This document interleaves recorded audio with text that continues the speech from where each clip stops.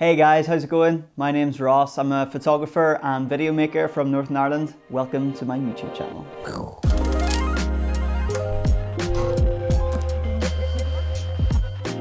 Yesterday I went out with my new camera, the X-H2s, and shot some footage. It was the first time ever using this camera. I wanted to make this video as a sort of follow-up and share some initial thoughts on what this camera is like to use, what the footage is like to edit, share some settings and tips that I picked up yesterday, both in the shooting side and the editing side. Something to bear in mind when you're watching this video is that I've literally only used this camera for one morning, yesterday morning. So these are just initial thoughts that I've had about the camera and the footage. There are loads of things that this camera does that I'm really excited to try out, but we have all the time in the world and plenty more videos to come.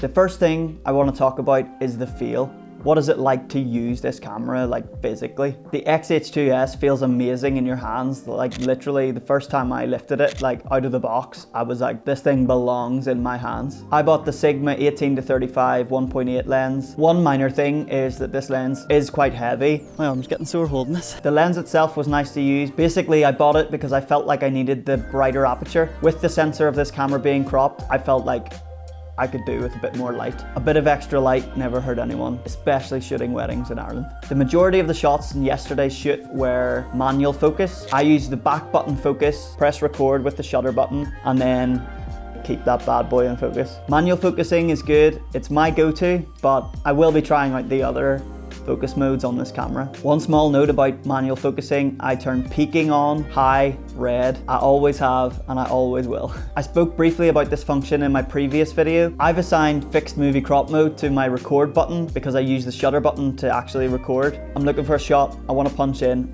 press the record button, it punches in, press the shutter button, it starts recording and everyone's happy. This feature is so useful. If you don't use it, I highly recommend you get that assigned to a custom button ASAP because it just gives you that extra range. I love that the Sigma 18-35 goes right down to 1.8. I will be using that at weddings all the time. The only downside I could see from yesterday's footage using 1.8 was it did make a slight vignette around the edges of the frame. That's not the end of the world. If a slight vignette is something you can live with, which I think I can in certain situations, then 1.8 all the way, baby. Another custom function setting that I've changed is I've changed the up and the down arrow to change the ISO. So you want to bump the ISO up, you double tap on the up arrow. You want to bump the ISO down, double tap on the down arrow. It's been said a million times in a million videos, but Fujifilm should definitely let you customize the custom dials to let you change the ISO. That way you could have one of the dials as shutter speed, aperture ring on the front, and the other dial does your ISO, and it would be so much faster for everyone. So that was how the camera felt to use. Now I'm going to talk about what the footage was like when I brought it in to edit. I shot everything yesterday in F-Log 1. I keep calling it F-Log 1 only because there's now F-Log 2. It is just called F-Log and F-Log 2. I was a little nervous to use F-Log. I'd never touched it before, never shot it before myself, never edited anyone else's footage in F-Log. It was so nice.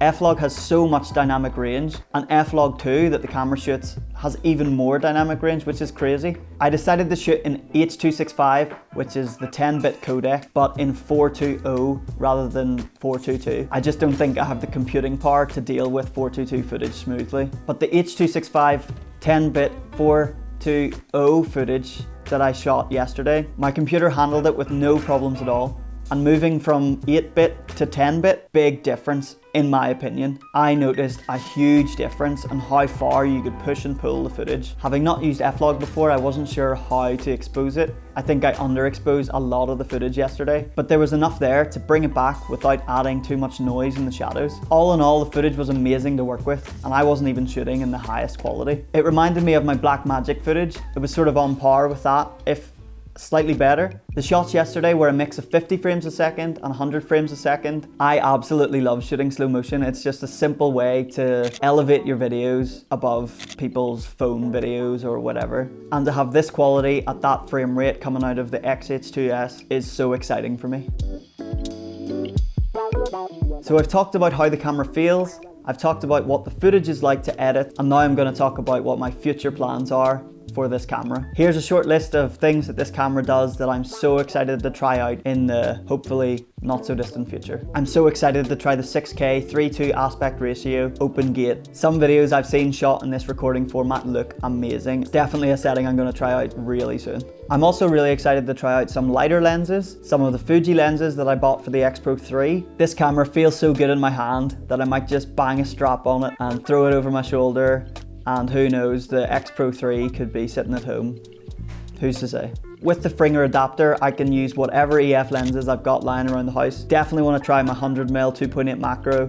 Definitely want to try my 50mm 1.2 L lens. I'm really excited to see how those lenses look with the X-H2s, so I'll be trying them really soon. Although I loved working with the F-Log footage yesterday, one thing I'm definitely going to try is shoot a few videos with the film simulations. And then a big one, I haven't taken one photograph with this camera yet. I've only used it for yesterday's video. It is mainly a photography camera, so I'm so excited to take it out, take some photos with it and see what it can do. So that's it, my initial thoughts with the Fujifilm X-H2s and the Sigma 18-35 1.8. Thanks so much for watching. Give me a like or whatever you do on YouTube these days, and make sure to comment below with any questions you have or any tips or any things you'd like to see me try out or any settings you think I should know about. Have a good day wherever you are, and I'll see you in another video soon.